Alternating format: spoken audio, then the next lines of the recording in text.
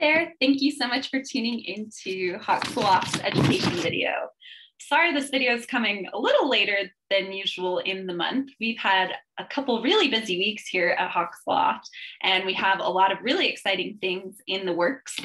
One of those things is a volunteer training for our Raptor rescue volunteers on October 9th. This is going to be a really, really cool training. It's going to be at Pekeki Open Space. And we are going to be covering what our mission is for our Raptor rescue team, what Raptor rescue volunteers can expect when responding to rescue calls.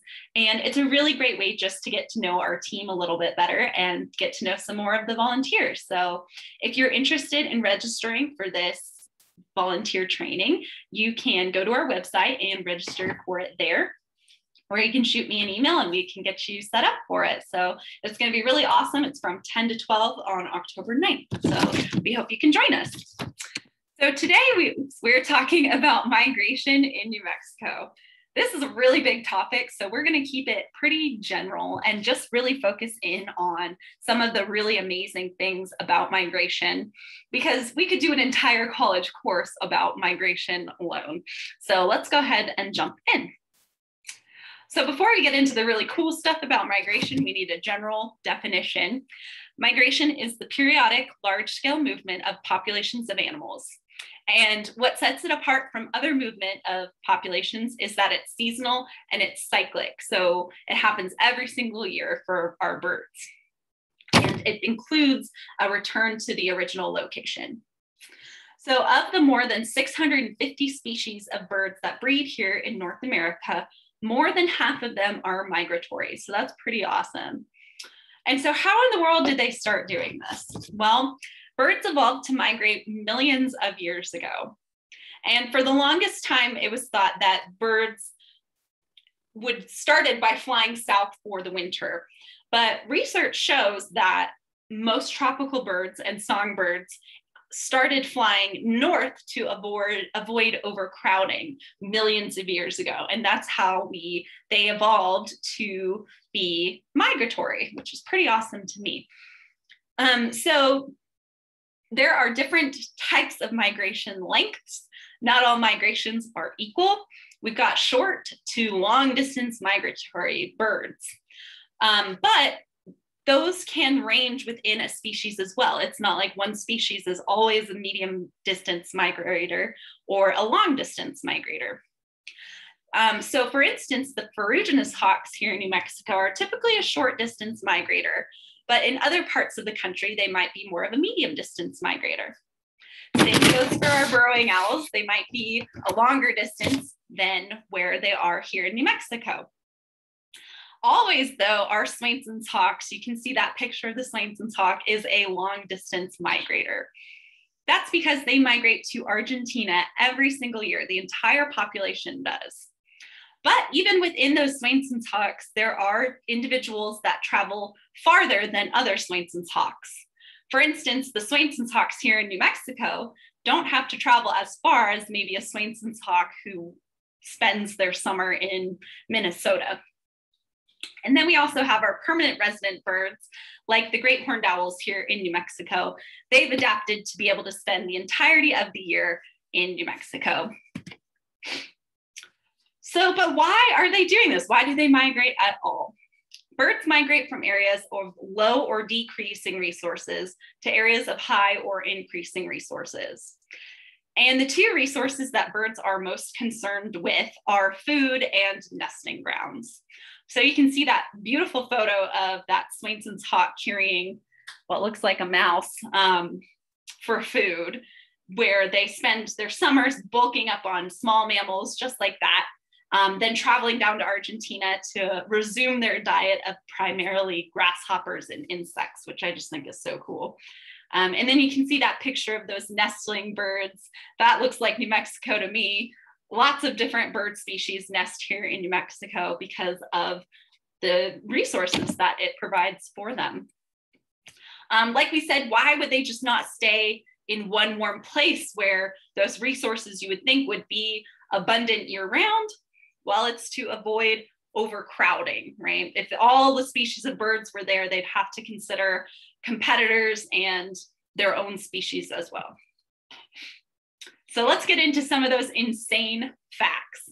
One of the crazy things I wanted to talk about for sure is hyperphagia,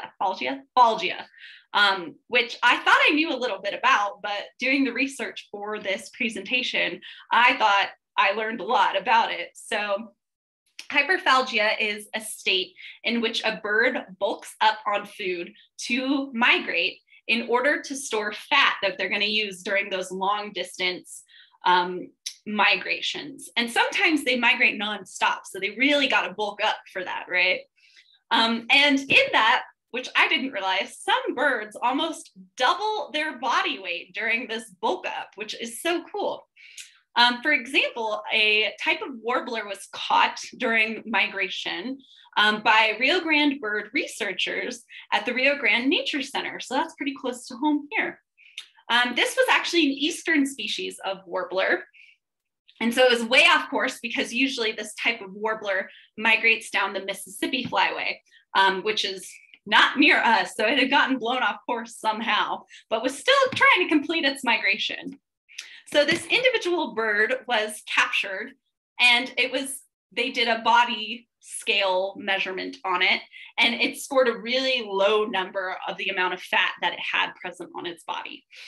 But then a week later, researchers captured it again, the same bird, and it scored the highest number possible for a body condition. So it had bulked up a crazy amount, even within 1 week. So I thought that was super, super interesting. Next, let's talk about some Arctic terns. Arctic terns are the longest distance migrators of birds that we know of, modern birds right now. They can fly 49,700 miles each year. And the reason they're doing that is they're traveling from their Arctic breeding grounds to their Antarctic summer grounds. So they're going across the globe each year, twice a year. It's just crazy. And one thing I didn't really consider is many species migrate at night. There's a lot of different reasons that they do this. One of which I hadn't considered is that at night, the air is cooler, and that prevents overheating within the bird. So they're able to fly longer without overheating. Also, in the dark, there's less predators, and that's another reason they might migrate at night. One thing I thought was interesting is that migrating at night has gotten more risky for birds because of human influence. Steady burning lights on towers, especially ones that are red, and towers that are above 200 feet, can disorient migrating birds, and it can cause them to get really confused and get blown off course.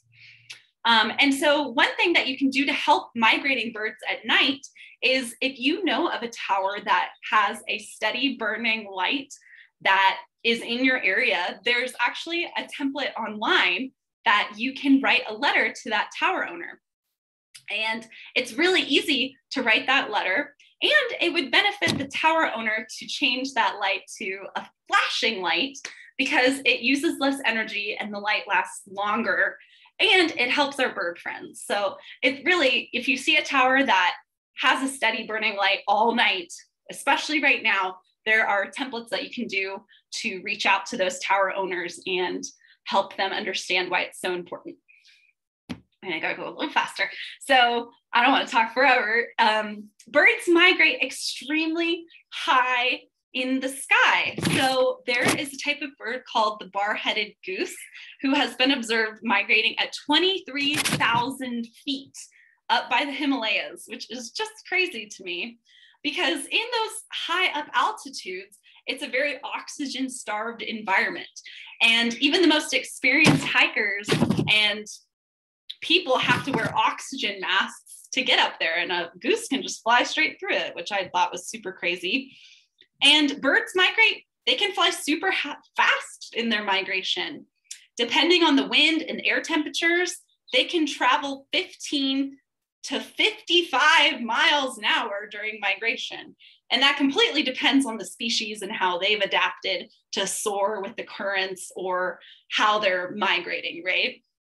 But in considering that they could go up to 55 miles an hour while migrating, they could travel up to 600 miles a day during migrating. So that's absolutely crazy.